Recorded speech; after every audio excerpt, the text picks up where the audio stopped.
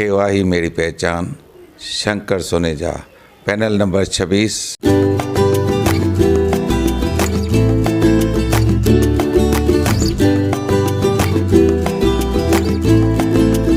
सेवा ही मेरी पहचान, शंकर सोनेजा, पैनल नंबर 26।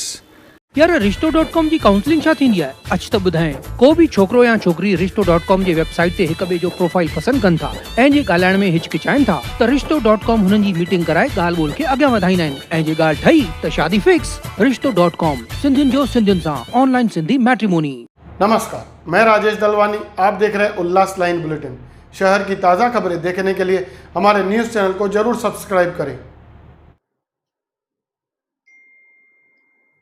नागपुर के अधिवेशन में हमने काफी सारे उल्लासनगर के महत्वपूर्ण मुद्दे लिए हैं, कुछ एलएक्यू डाला है, जिसमें खास मेरा मुद्दा है कि धोखादायक बिल्डिंग जो उल्लासनगर की लास्ट अधिवेशन में जो बंबई में अधिवेशन हुआ था, उसमें हमारे आदरणीय चीफ मिनिस्टर शिंदे साहब ने घोषणा की थी कि मैं उल्लासनगर की बिल्डिंग को रेगुलाइज कर रहा हूं, उसका जीआर निकाल रहा हूं। आज वहां पे घोषणा भी की गई थी, फाइन भी रेगुलाइज हुआ था, सब कुछ हुआ था। शिंदे साहब ने एक 10 मिनट के लिए उसके ऊपर चर्चा पूरा बता दिया था। मैं वहां पे मौजूद था।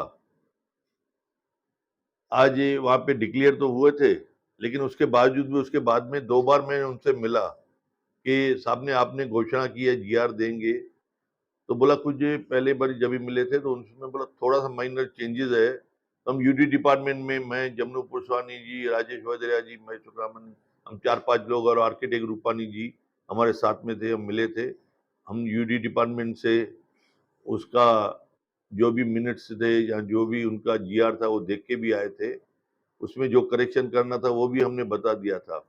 उसके बाद में 2 बार मैं मुलाकात की चीफ मिनिस्टर साहब से। उन्होंने कहा कि उल्लासनगर में सभा लगाई है, जीआर रेडी है, मैं घोषणा कर दूंगा वहां पे आके। यहाँ के सेना वालों के साथ मैंने 2-3 बार बोला कि मीटिंग लगावे अपन गोल मैदान पे, यहाँ तो कोई बड़े ग्राउंड पे अपन सभा लगावे जहाँ पे शिंदे साहब और देवेंद्र फडणवीस साहब डिप्टी चीफ मिनिस्टर और मिनिस्टर दोनों आके यहाँ पे घोषणा करे। और साथ साथ में हमारा एक था कि जो हमने मारलगांव के पास में एंटीला में हॉस्पिटल बनाई है, उसका भी उद्घाटन हो जावे और ये धोखादायक बिल्डिंग की भी घोषणा हो जावे। तो मुझे एक 10 दिन पहले ही उन्होंने बोला एक सभा लगाइए।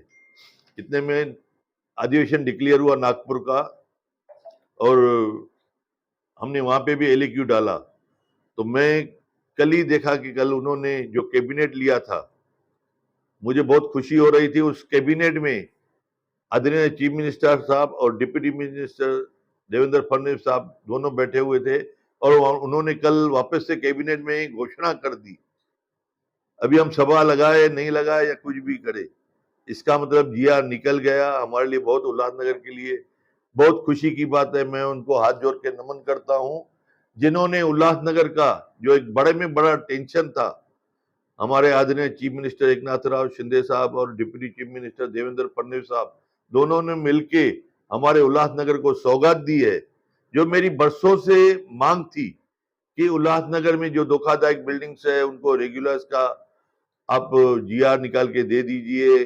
बहुत सारे लोग जो बिल्डिंगें गिर गई है, उनमें जो फ्लैट ओनर्स है वो जो बेचारे भटक रहे हैं, उनको रेंट भरने के लिए नहीं है, वो यहाँ वहाँ कोई कहाँ रह रहा है, कोई किसके घर में रह रहा है या कोई फुटपाथ पे रह रहा है। ऐसी पोजीशंस है कि उनको खाने के भी वांदे हैं।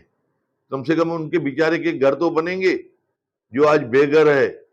प्लस जो लोग डर के साए से आज उल्लासनगर में रह रहे हैं, जिनको मालूम नहीं था कभी जीआर निकलेगी, कभी आएगा। सिर्फ हमारे विरोधी ये करते थे कि ये सिर्फ बोलता है, ये करता नहीं है।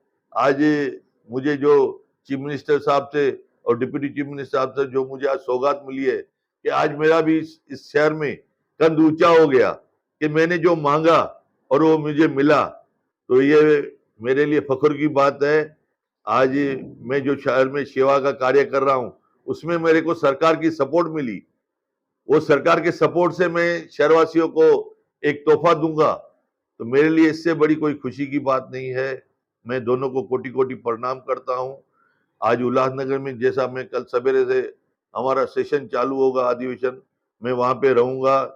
जैसे ही घोषणा हो जाएगी तो मैं भी आप सबको जीआर की कॉपी दूंगा और आपको सबको जो जो उसमें खामियां है या कोई पार्ट पूरा हुआ है, इसमें हम जीआर के बाद में भी कुछ अमेंडमेंट करना है तो हम कैबिनेट में इजीली अमेंडमेंट कर सकते हैं। लेकिन एक बार जीआर तो निकल गया, जो हमारे उल्लासनगर की मुसीबत थी वो दूर हो जाएगी, सभी लोग सुखी हो जाएंगे। ये हमारा धोखादायक बिल्डिंग था। दूसरा, मैंने खुद मांग की है कि उल्लासनगर में कहाँ कहाँ पे पानी की किल्लत है, कहाँ पे पानी ज्यादा है तो कहाँ पे कम है, कहाँ पे एकदम ना बराबर आ रहा है। पानी की डिस्ट्रीब्यूशन बरोबर हो और पानी की जो हमें सप्लाई चाहिए, हमने 50 MLT ज्यादा पानी मांगा है। और उसके अलावा पानी का हमारा खुद का सोर्सेस हो, हमारा पंपिंग स्टेशन खुद का हो। हम आज MIDC से पंपिंग पानी ले रहे हैं और उनके सोर्सेस से ले रहे हैं। हम खुद का खुद सोर्सेस बना के, हमारी पंपिंग स्टेशन खुद की हो, हमारी सप्लाई खुद की होगी। आज हमारा खुद का प्लांट होगा तो हम 24 आवर्स पानी सब शहर में दे सकते हैं। ऐसी मेरी सोच है, हमारी सरकार है। जितना सबसे ज्यादा में ज्यादा हम उल्लासनगर को फायदा दे सके उतना हम देंगे। पानी के लिए भी हमें बहुत बड़ा ख्याल है। दूसरा, सीमेंट में कांकरीकरण के रोड हो पूरे उल्लासनगर में। जब भी बारिश आती है तो यहाँ के डामरीकरण के रोड खलास हो जाते हैं। हमने 7 रोड पास करवाए हैं, जो 2 महीने के अंदर सीमेंट कांकरीकरण के रोड पूरे हो जाएंगे। 3-4 अभी रोड किए भी हैं। लेकिन मेरा पूरा प्रयास है उल्लासनगर में जितने भी रोड है सभी सीमेंट कांकरीकरण के रोड हो। उसके अलावा सेंट्रल हॉस्पिटल जो है, आज सेंट्रल हॉस्पिटल में इतना बड़ा लोड हो गया, जो हॉस्पिटल में जो 200-250 बेड है वो पूरे नहीं पड़ रहे हैं। आदमी लोग जो पेशेंट्स है, न सिर्फ उल्लासनगर लेकिन अंबरनाथ, बदलापुर, टीटवाला, वांगनी, मारल, वरब, कांबा, न जाने कहां कहां से पेशेंट लोग आते हैं। उनके लिए सेंट्रल हॉस्पिटल में जो जगह है पूरी सी नहीं पड़ रही है। बहुत से पेशेंट तो नीचे रोड पे भी सोते हैं। आज डिलीवरी पेशेंट्स हो या एक्सीडेंट पेशेंट्स हो या काफी सारे जो भी मशीनरी वगैरह है, तो इसके लिए हमने नई एक हॉस्पिटल की मांग की है। 4 फ्लोर की एक बाजू में प्लाट जो पड़ा है वहां पे एक नई हॉस्पिटल बने, नर्सिंग कॉलेज बने। हॉस्पिटल को सुशोभीकरण करने के लिए इसी को भी रिपेयर करके इसको भी नया टाइप बनाया जाए, बाजू में भी नया हॉस्पिटल हो, नर्सिंग कॉलेज हो। ऐसी हमारी हॉस्पिटल के भी मांग है। हॉस्पिटल के लिए, पानी के लिए, रस्तों के लिए, इसके अलावा काफी सारे अंडरग्राउंड ड्रेनेज की जो कि हम सैंक्शन के मोड़ पे है। एनी मोमेंट 400 कोटी हमारे शहर को मिल जाएगा कि अंडरग्राउंड ड्रेनेज बरोबर से हो जाए। वाल्दुनी नदी की मांग की है। वाल्दुनी नदी में जो गंदा पानी है, साफ सफाई नहीं है, कभी भी केमिकल छोड़ा जाता है, तो वो वाल्दुनी नदी क्लीन होनी चाहिए। उसके लिए जो बजट है वो बजट मिलनी चाहिए। शहर में लॉ एंड ऑर्डर का प्रॉब्लम है। लॉ एंड ऑर्डर में आपने देखा होगा हाल ही में 2-3 महीने में कितना लॉ एंड ऑर्डर का फर्क पड़ रहा है। मेरे पास भी काफी सारे कंप्लेंट्स आ रही है। अभी हम पूरा प्रयास कर रहे हैं कि शहर का लॉ एंड ऑर्डर एकदम बरोबर हो। डॉक्टरों की कमी है तो डॉक्टर्स भी बरोबर सेंट्रल हॉस्पिटल में होने चाहिए। काफी सारे ऐसे मेरे 29 मुद्दे हैं।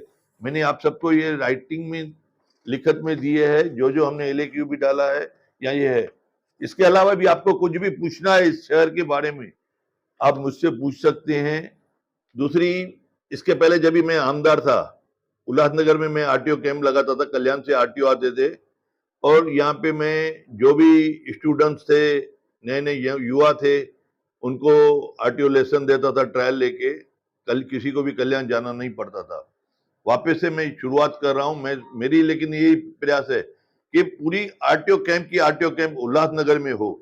हमारा स्वयं उल्लासनगर को एक खुद की RTO कैंप हो। हमारा जो सेंट्रल बिल्डिंग बन रहा है HDO ऑफिस के बाहर, वो भी 90% काम हो चुका है। बाकी अंदर फर्नीचर या छोटा मोटा काम है, वो सेंट्रल बिल्डिंग भी पूरी हो जावे, जहाँ पे गवर्नमेंट के सभी ऑफिस वहां पे ही हो। स्काई वॉक जो है उल्लासनगर में, स्काई वॉक बना तो है लेकिन आज उसको रिपेयरिंग की जरूरत है। आज वहां पे टाइल्स टूटी फूटी है, टप्पे टूटे फूटे हैं, पतरे टूटे फूटे हैं, या जो भी उसमें उसको अच्छा सा करना है वो भी हमने मांग की है। उसके अलावा जो अनऑथराइज काम शहर में चल रहे हैं, एक तरफ हम अनऑथराइज को रेगुलाइज करने के लिए मांग कर रहे हैं और दूसरी तरफ हमारे UMC Ulhasnagar municipal corporation unauthorised को थोड़ा बढ़ावा दे रही है, तो उसके ऊपर भी अंकुश लगना चाहिए। हम वो भी प्रयास कर रहे हैं, अनऑथराइज को भी आरटीओ कैंप भी हो गई।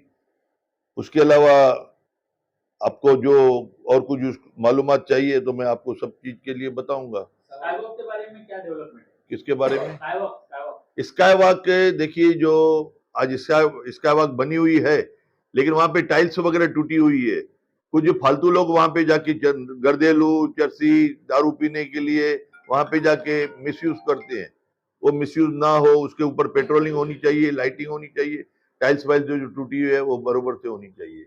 अब अपने टैक्स डिपार्टमेंट और इलेक्शन डिपार्टमेंट अनियमित है, उसके बारे में भी सवाल उठाया है। क्या आप उल्लासनगर प्रशासन से संतुष्ट नहीं है? देखिए, अभी टैक्स का अभी हाल ही में 2-3 दिन पहले जो आया है कि ओल्ड टैक्स लगा के रेगुलाइज करो, ये टैक्स ले लीजिए। क्या है, पहले के जो कमिश्नर ने कहा था कि ये हम ओल्ड के हिसाब से ले रहे हैं, लेकिन नया आ गया तो उसमें ये करेंगे, लेकिन अभी उन्होंने ओल्ड को ही ओके किया है, तो हमें संतोष है और उसमें हम कुछ अभी फिलहाल नहीं बोलेंगे।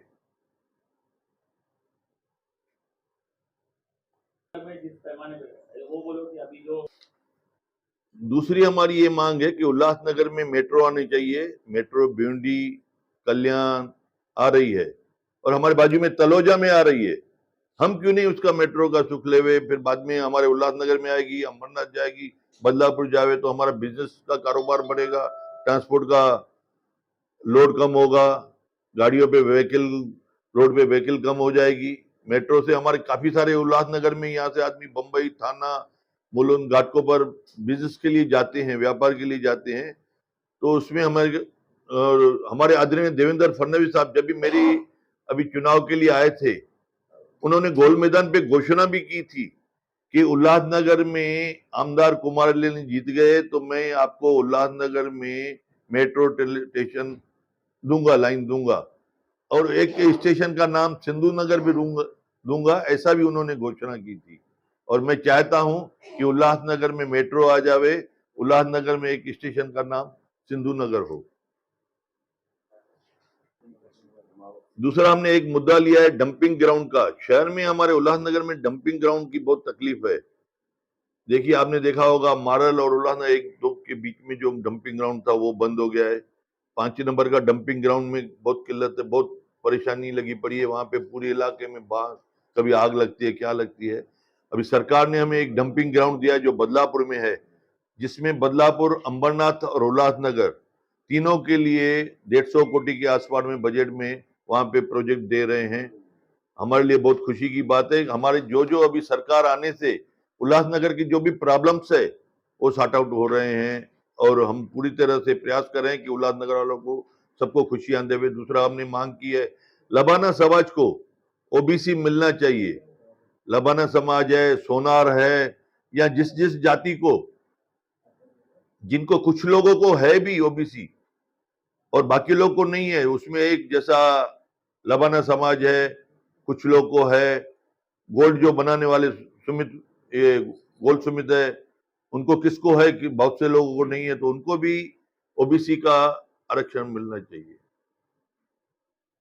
उल्लास लाइन बुलेटिन को सब्सक्राइब करें, बेल आइकॉन दबाएं और देखिए उल्लास लाइन बुलेटिन की न्यूज़ सबसे पहले आपके मोबाइल पर।